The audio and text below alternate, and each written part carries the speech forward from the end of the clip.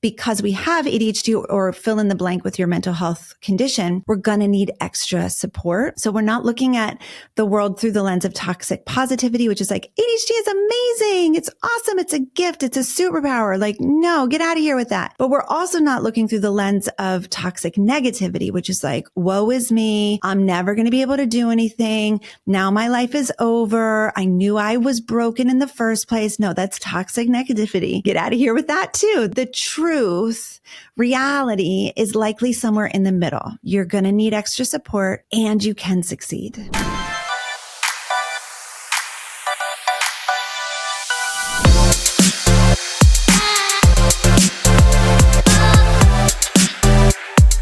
Hey, what's up? This is Kristen Carter, and you're listening to the I Have ADHD podcast. I am medicated, I am caffeinated, I am regulated, and I'm ready to roll. How are you? Great to have you here with me. I am just recording another one of these everything on my mind lately episodes for a couple of reasons. Number one, I've never gotten so much feedback on an episode as I did on the everything on my mind episode from a couple months ago. So that's reason number one. Reason number two is I just could not pump out a podcast today. I don't know what it is about the last couple weeks, but I'm just struggling. I'm struggling with my capacity to create new content. And that's just something that I'm taking a look at. I don't think it means I'm a bad person. I don't think it means I'm bad at my job. I don't think it means I need to like throw in the towel with the podcast, but I do need to reevaluate my process and just make sure everything is smooth so that I have the capacity. If you struggle with a varying capacity, you're in the right place. And I just want to say same.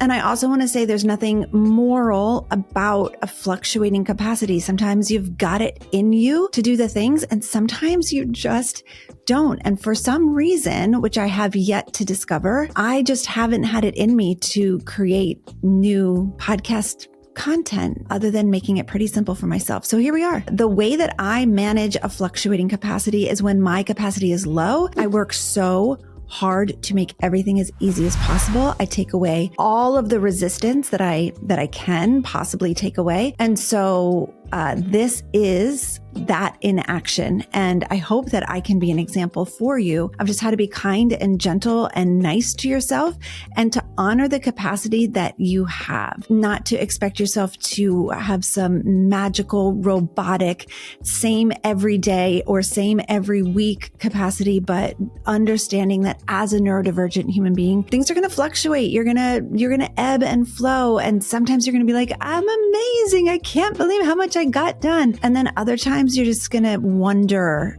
like how you're even existing as a human and hate every task that's in front of you and just not want to do anything. And my friend, that's where I am right now. Actually, I'm not hating every task. So that is interesting. But this like deep work flow task is a little bit harder. I'm going to circle back to this later because I think one of the reasons why my capacity for podcasting might be a little smaller is because of something really exciting that I'm working on the side. But I'm going to get to that. Let me tell you what we're going to be talking about today so that you can decide whether or not you want to stick around. My birthday is tomorrow.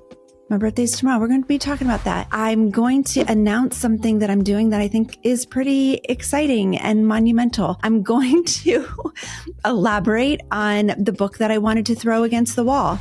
Maybe you heard me say that a couple weeks ago. I'm going to tell you about a super ADHD-friendly book that I've read that I think will be extremely helpful to those of you who struggle with self-care and care tasks like laundry, dishes, organizing, cleaning your house, that kind of thing. And then I'm going to give you a little bit of TMI, too much information about my family and my son's journey in the autism spectrum evaluation process. So that's what we're talking about today. That sounds fun and interesting to you. Amazing. Keep listening. If you're like, wait a second, I thought this was a podcast about learning how to survive with ADHD. It is, but it's also just me reflecting my life to you. But if you want a tips and trick podcast, listen, we've got over 250.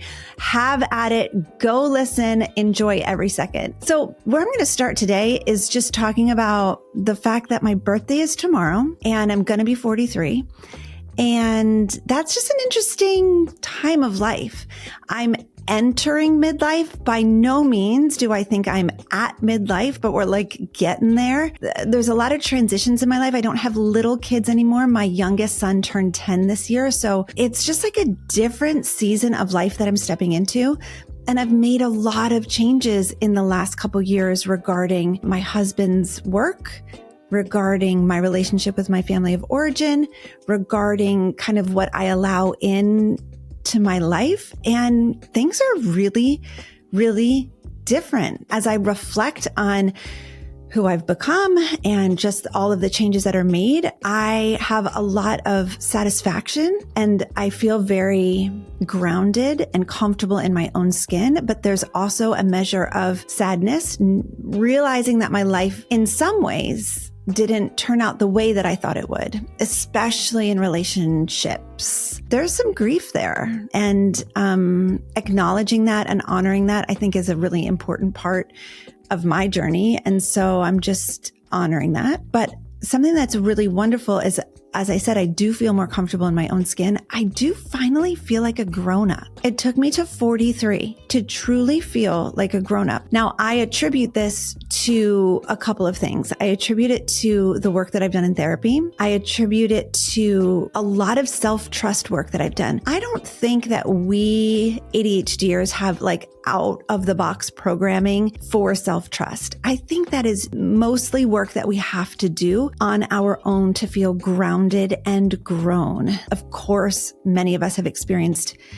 quite a bit of trauma. And so our self-trust maybe was eroded by the people around us. And also being neurodivergent in a neurotypical world sets you up for a lack of self-trust. But I think also just the neurodivergent experience, or at least my experience as someone with ADHD, is just knowing that I have these skill deficits makes it really hard for me to trust myself and my own experience and feel grounded and grown. Feel like I can walk into, for example, a parent-teacher meeting and not feel like I'm the one getting in trouble. Feel like I can receive a call from the principal today saying that my child has cut class once again, true story, and not feel as though I'm the one that is being pulled into the principal's office getting in trouble, but just having a very amicable back and forth grown-up conversation with the principal and not having like a shame spiral about it. Being able to make decisions for my family, being able to make decisions around my time. Like these are things that have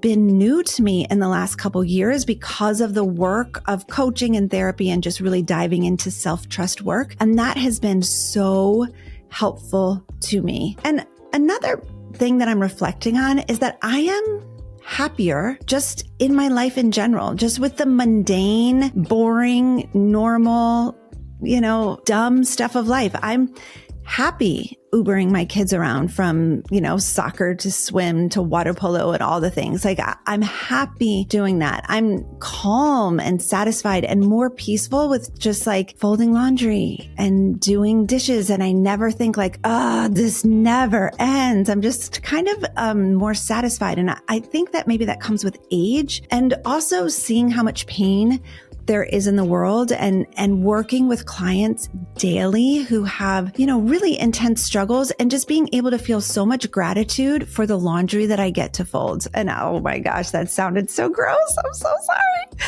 But like just feeling so much gratitude for the home that I get to clean and for the car that I get to drive my kids around in. And do I sound like an old person? I feel like I do. And I'm okay with it. Like this is it. I used to kind of roll my eyes at people who quote unquote had perspective and were calm and grounded and peaceful and grateful.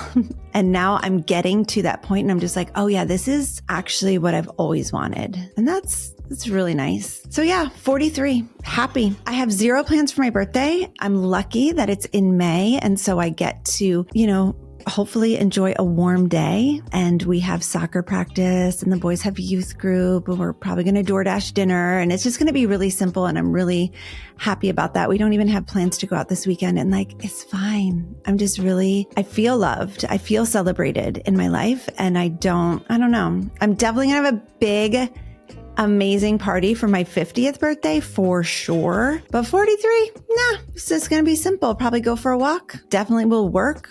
Got to teach a couple classes tomorrow and that's it. One of the things that I am going to do in my 43rd year is write a book. And that is official. I am so convinced that the book that I have in my brain and in my body needs to be written, and I can't wait to write it. And so I am pumped about that. Get ready to hear all about it. Right now, I can't tell you much other than I did sign with a literary agent. So that's really exciting. And she's been helping me to kind of create an outline. Well, first, like narrow down on a book topic, create an outline. Now we've done chapter outlines and I'm pretty much ready to get actual writing, like start writing sentences, which is wild. So that's an awesome process. And then in the next couple months, we will be submitting a book proposal and hopefully signing with an editor and getting a book deal and all of that really fun stuff. And I am so looking forward to making this contribution to the ADHD community. And it's just,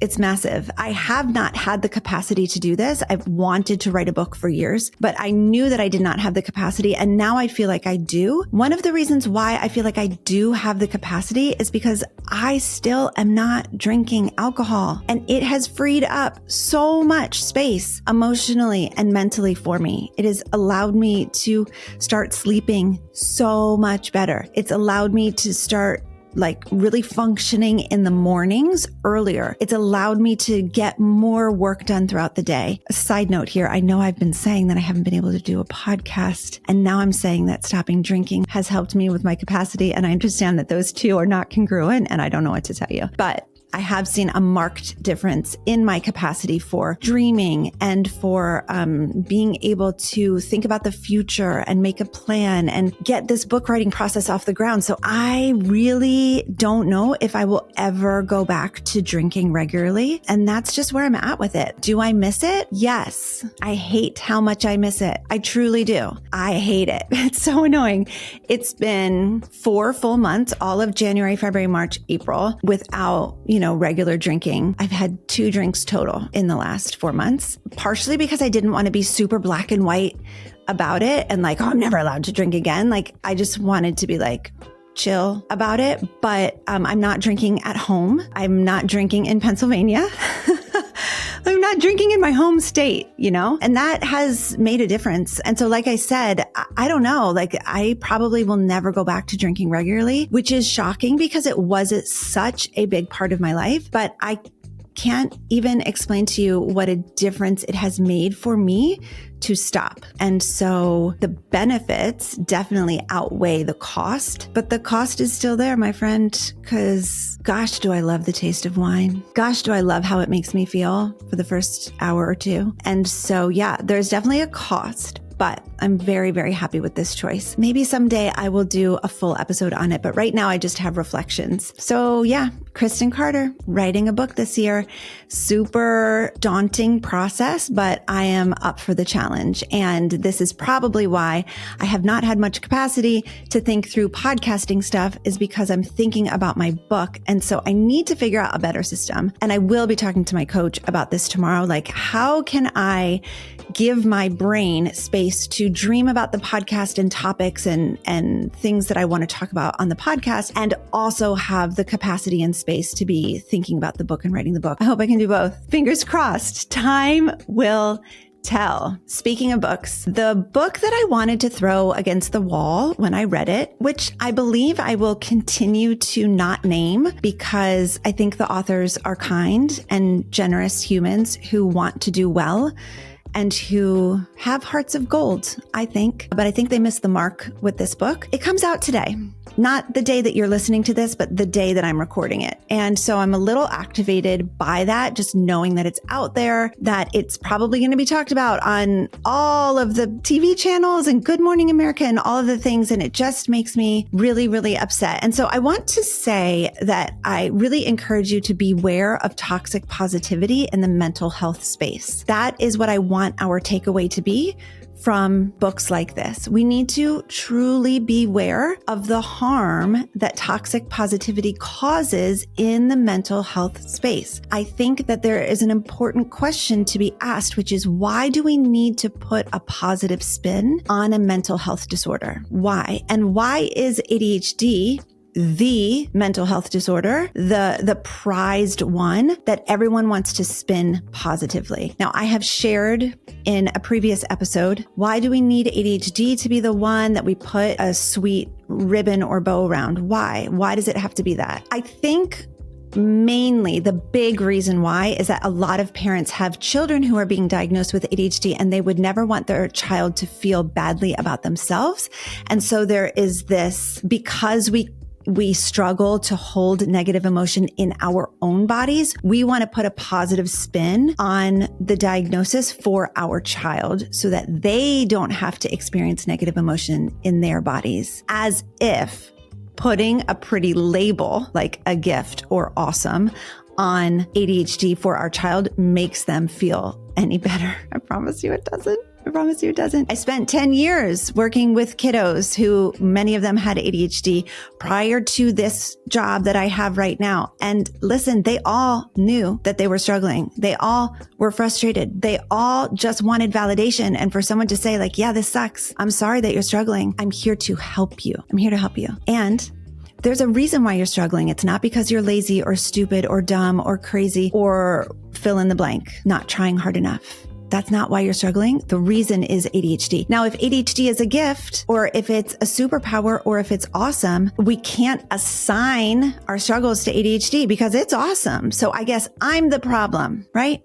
No. Okay. So no. So beware of toxic positivity within the mental health community. It doesn't do us any good. It doesn't do us any good. You are the gift. You have so many superpowers. Don't delegate the good things about yourself to ADHD. Don't give ADHD credit for how amazing you are. Don't do that. You are amazing because you have innate gifts that you were created with, because you have so much compassion and kindness and you're justice oriented and you're hilarious and whatever, you fill in the blank, empathetic. Like those things are amazing about you. It's not ADHD that's amazing. ADHD is annoying. ADHD is hard. ADHD makes your life worse, not better. Don't delegate the amazing things about you to ADHD. Don't give it credit. ADHD don't deserve the credit for who you are. You are incredible. And it's not ADHD that makes you incredible. It's who you are as a person. It's your innate worthiness. It's your personality. It's who you were created to be and the contribution that you make to the world. It's the way that you love the people around you. It's not ADHD that's awesome about you. It's your gifts. It's the amazing things about you. I'm getting hot. Now,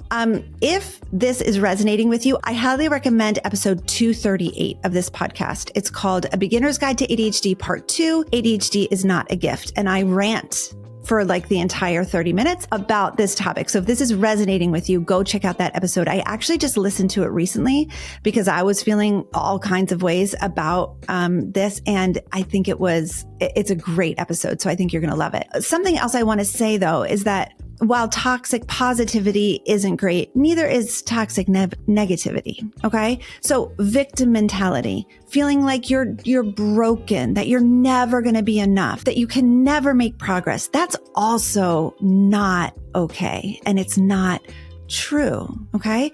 We want to steer away from toxic positivity. We also want to steer away from toxic negativity, from the victim mentality of like, well, great. Now I have this mental health disorder, which means I'm never going to amount to anything. Not true. Not true. You may need much more support than the average human, but you can do what you put your mind to when you are well supported. So step number 1 is put the support in place so that you can function at baseline level. In my opinion, the truth is somewhere in the middle. We don't want toxic positivity. We don't want toxic negativity, but we just want to be realistic. We want to identify our struggles and own them and acknowledge them and put in lots of support for ourselves in a compassionate way so that we can do the things that we know we're meant to do and that we can allow ourselves to be creative and productive and the kind of friend and partner and parent that we want to be. But we really won't be able to do that without support. The reason for that is ADHD, right? So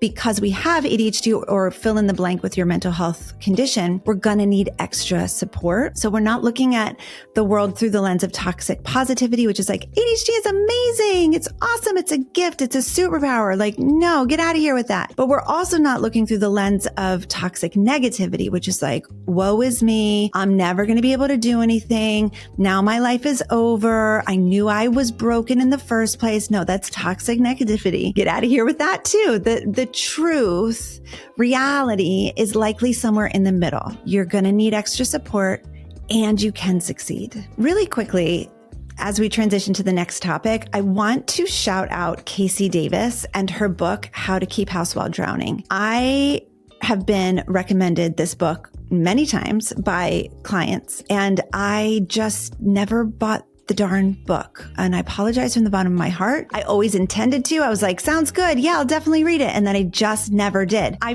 finally, after a client recommended it to me for like the 20th time, bought the book.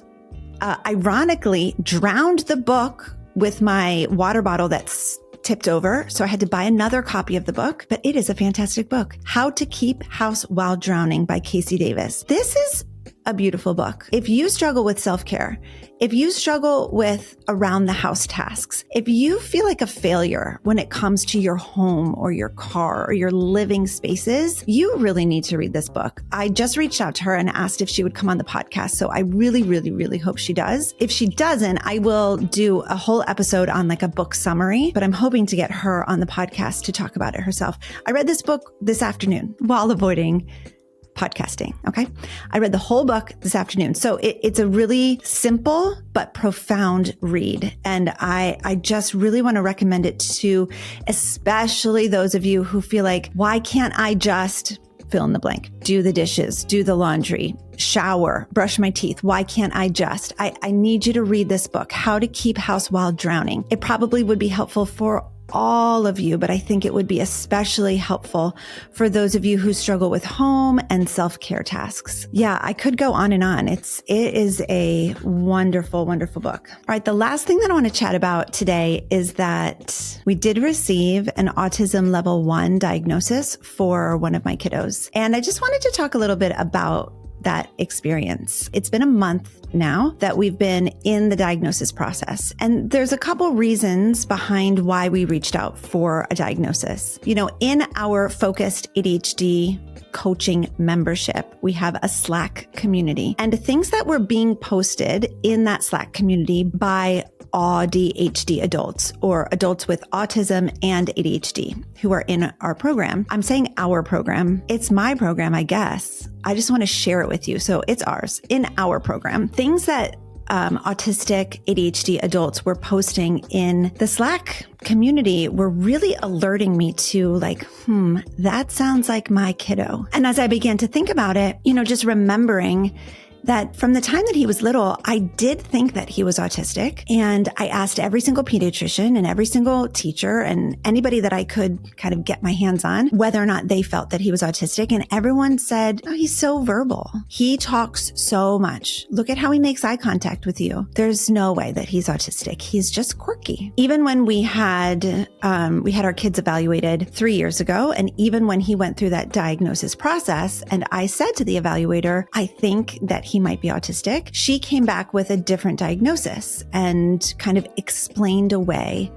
autism. And, you know, the diagnosis did make sense and he felt like it was very validating. And so I just kind of let it alone. And then people within the community, in the focus community, were talking about their experience as autistic adults. And red flags I think it was more than red flags. It was like alarm bells were going off in my brain. So I have a sister who is autistic and she was diagnosed in Philadelphia by this practice. And so I scheduled a diagnosis evaluation for my kiddo. In the midst of that, you know, I asked my son, hey, what do you think about being evaluated for autism? And he looks at me and says, Mom, I already told you I'm autistic. And I was like, excuse me, what? And it's true. I did not remember, but he did tell me one time kind of in passing. He remembers it very clearly. I remember it vaguely, but I do remember it. His reality is spot on.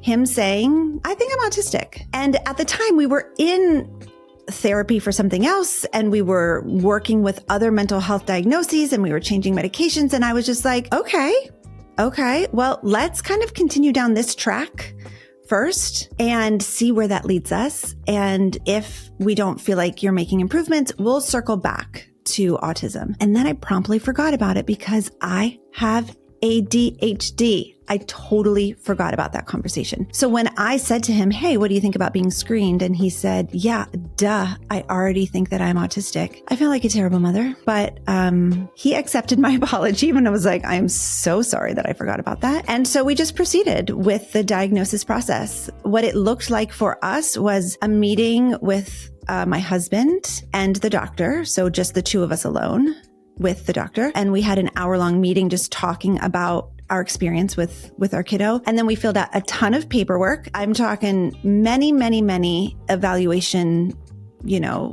self-reporting questionnaires. Then our son met with him twice and filled out his own set of questionnaires. And then we met together and had a meeting. And he sent us a report, and lo and behold, autism level 1. So that's a really interesting experience. Really interesting. I have always suspected that it was there, but after having probably 10 to 15 people say, no, I don't think he's autistic. He's just quirky. I put it out of my mind, especially after he was evaluated, a couple years ago, and I was told that he wasn't. What this doctor pointed out was the evaluator from a couple years ago did autism screenings, but never reported them in the report. I'm just going to leave that right there.